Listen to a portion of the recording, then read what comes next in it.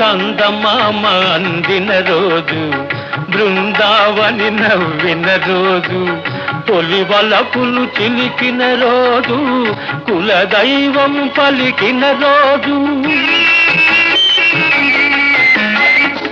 చందమామ అందిన రోజు, బృందావని నవ్విన రోజు, తొలి వలపులు చిలికిన రోజు, కులదైవం పలికిన రోజు, కన్న తల్లి ఆశలన్నీ సన్నజాజులై విరిసిన రోజు.